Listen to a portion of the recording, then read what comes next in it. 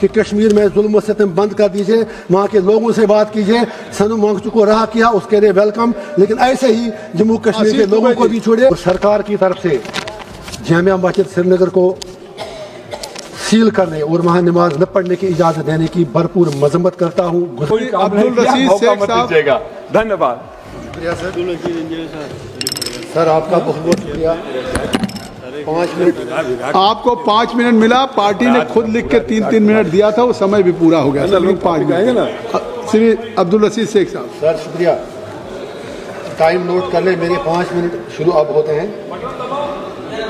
3 minute sir 5 minute please, speaker صاحب نے بھی خود کہا ہے، پلیز سر۔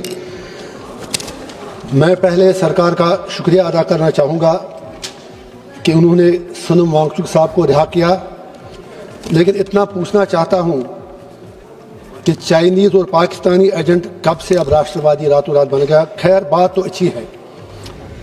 اسی طرح آج جمعۃ الوداع ہے، کل جمعۃ الوداع تھا، شب قدر تھی۔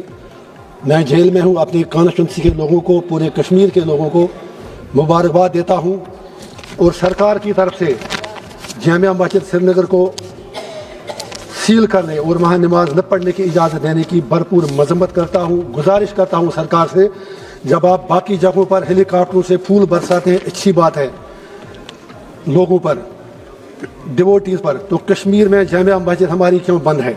For God sake please do it.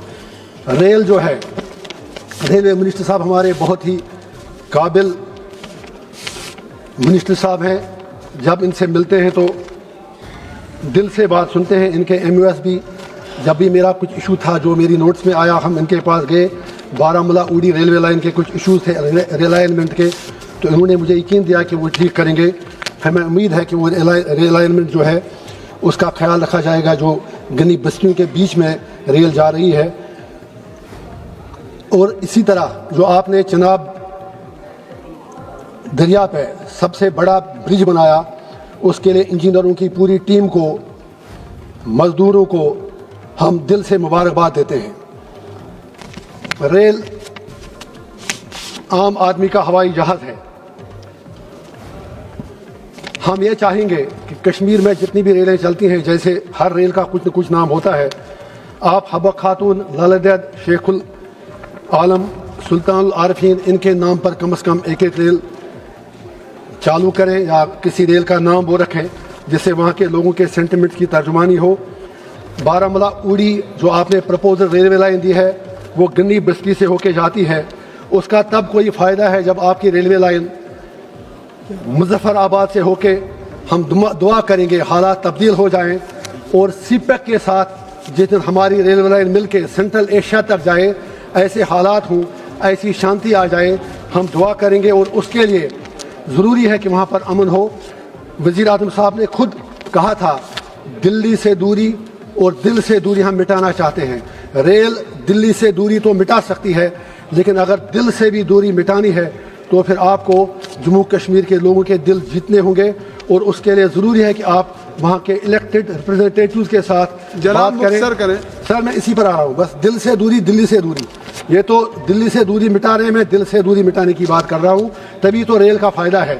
اور میری یہ گزارش ہے کہ لگ بھگ 5 لاکھ جو ہماری فوج ہے، وہ ہمارے نارتھ کشمیر میں بارڈرز پہ، باقی جگہوں پہ ہے، وہ ریل سے ہی آیا جایا کرتے ہیں، تو نارتھ کشمیر 5 لاکھ فوجیوں کو روزگار بھی دیتا ہے، فوج کے سپاہیوں کو۔ تو ہماری ریلوے ڈپارٹمنٹ سے گزارش ہوگی کہ ریلوے میں کشمیر کے لیے کم از کم 1-2% ریزرویشن ملازمتوں میں رکھی جائے، کیونکہ ملٹنسی سے 1999 سے لے کر آج تک کافی زیادہ مصیبت ہم نے اٹھائی ہے۔ بس سر 2 منٹ ہو گئے، 1 منٹ اور لوں گا۔